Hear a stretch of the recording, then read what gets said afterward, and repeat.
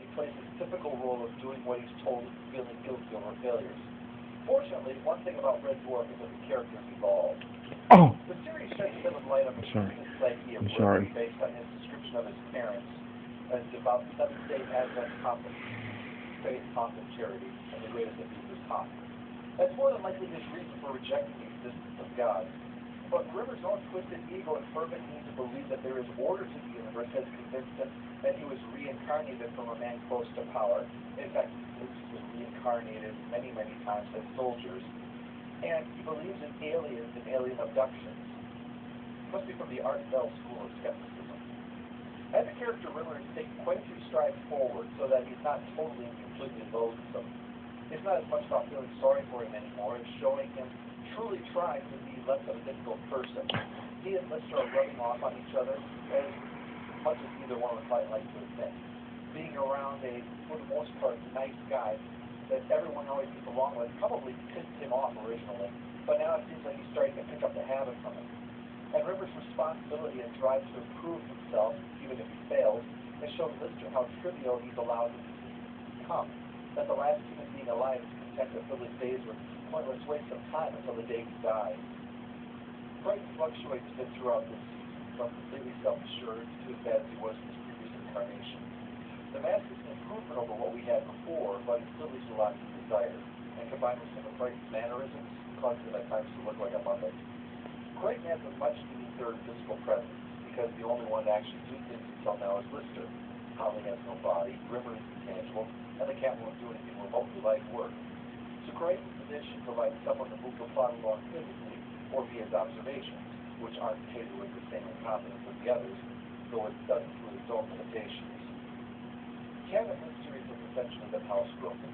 His cat instinct has been suppressed in the face of civilization, though his self-respect is an integral part of who he is.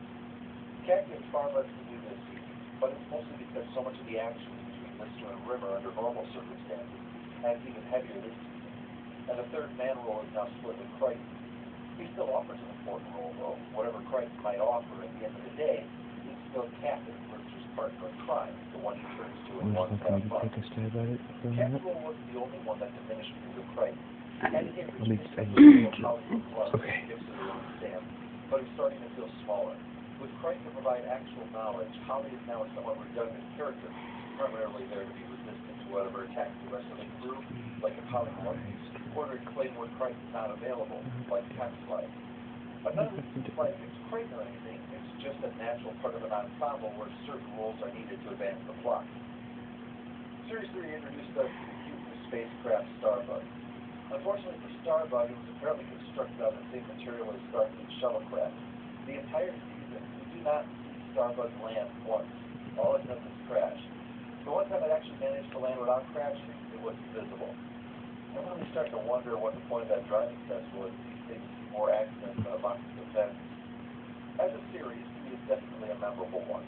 There's a lot of great moments. The new look of the show is refreshing, and it begins the transition of Red Dwarf from a sci-fi situation comedy to a sci-fi adventure comedy, with things like the battle against the polymorph at Hudson, and the genuine threat of death in a hostile universe like in Maroon.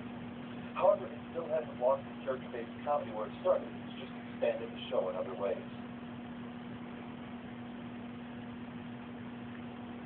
Into the Star Trek crap. It's too early in the morning.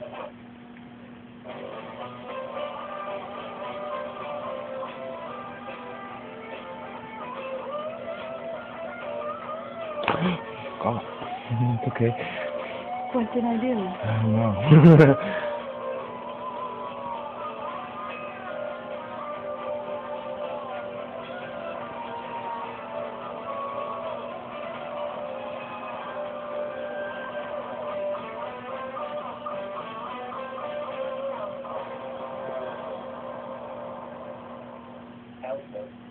Right now, that goes to red sensor hydrated. What kind of look are we using now? It's the backup supply. You're on the dumpster. The episode opens, oddly enough, on someone other than the Red Dwarf crew. There's a crash ship, labeled the Nova 5, and on board android Crichton is watching Android, a parody of the then popular Australian soap opera Neighbours. It's then that we return to Red Dwarf with Rimmer's practicing Esperanto. the only one who's actually learning it, though, as Holly and Lister are doing better. Esperanto, if you don't know, is a constructed language, and it's doing pretty well. It's a solid first place among all constructed languages. So that's probably hurt when you realize that fifth place is tied between High Elvish and Klingon. And for some reason, Esperanto always makes you think of Captain Zero. I don't know why. Still, it seems to be doing well in the Red Dwarf universe, and sometimes we see signs of things in English and Esperanto. Holly interrupts and tells them there's a signal, and they go check it out. It's from Christ, saying that Crash Nova 5 is in trouble. Someone needs to come and rescue the three young, beautiful female officers who survived the crash. Everyone starts to get all dusted up for the rescue, including Captain A.J. Rivers, space adventurer. Though I'm not really sure what an potential hologram will get all of this.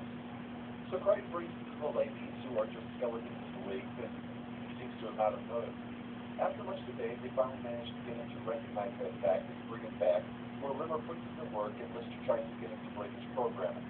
Lister, in the end, wins out, as Craig finally rebels and takes off on his space fighting.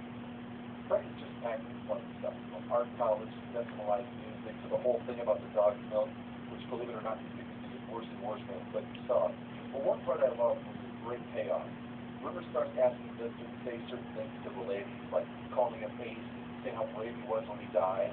Listen, girls, I don't know if it's the time or place to say this, but my mate Ace here is incredibly deadly brave. There's also another hilarious and very subtle payoff to an earlier bit, because it seems all about the moon boots that are prominently shot. You don't really see it. Earlier, Rimmer counters Lister's assertion that he reads books by saying ones about a dog named Ben don't count. And then when they're waiting on Blue Midget, Lister's passing the time by reading one of those thick-page cardboard books, you know, the ones for little ones who like to chew on the pages. Anyway, Craig will play out later on and become a regular part of the crew. We'll get into that a bit more next week. Smack! How do you reckon it? Now, it's wrong. Wrong. Well wrong. Big that? I'm not going to catch you that, or what do you mean? This is where 3 billion years into deep space and the human species is extinct? That means nothing to these people, though, right? Everyone laments the results of Rimmer's disastrous attempt at cooking dinner when the mail finally arrives, including Rimmer's tax notice and a letter addressed to Rear Admiral Lieutenant General Rimmer from his mother. Alive, because he can't admit that he failed any of his exams, so every test makes it more and more ludicrous. Anyway, she's right to say his dad has died, which depresses Rimmer. Lister begins to show genuine concern, and we learn Rimmer's backstory, that his parents seriously messed him up, denying him for failure and stretching on attraction like to make sure he was too short to join the Space Corps. It's obvious. I can't even get it in this one, and it's not in your ear. I don't understand what the fucking problem is. One thing he always wanted was to hear his father say that he was proud of him. Lister's moved by the situation and invites him to join him in TID, a video game that puts you right in the middle of everything. Rimmer at first refuses, but a news report about Better Than Life changes his mind, as it's a game that uses your subconscious and gives you what you desire. Lister gets a bike, a room with that shape like a guitar, and what's really impressive it's just a little bit too smushed. For you. A&I is, Ken has a wardrobe so huge it actually crosses the time zone, and he's got 2 girlfriends, Marilyn Monroe and Liz Mermaid. Rimmer gets a sports car with a conquest. Don't give up. Don't ever give up. Surrounded by second-up junior officers. And then Rimmer's father finally giving up. that Rimmer's greatest desire can finally come true. Just want to say, he's got a temple, smackhead. What? This is my fantasy? No, it's not. Things go downhill for him as Magruder shows up pregnant, makes him marry her, and sorts out Latch it twice. After that, the tax man with twitchy eyes shows up demanding payment, and soon Rimmer starts ruining the game for everybody until they finally just quit the disgust. Turns out he's a so, and the tax man shows up and hands him his hand at the I end need of to the stand up for a minute. Oh, wow. It's just my ankle. And at the same time, so that a large number of students can finish up with him. The episode's implication is also quite good. For instance, one little for what he's got interfering with his family. At least that's one interpretation, and the one I take away from it. So that is one You know what? Let's try this standing up. for Rimmer, Can I try it for a minute standing up? knowledge that none of this is real. None of it matters. What?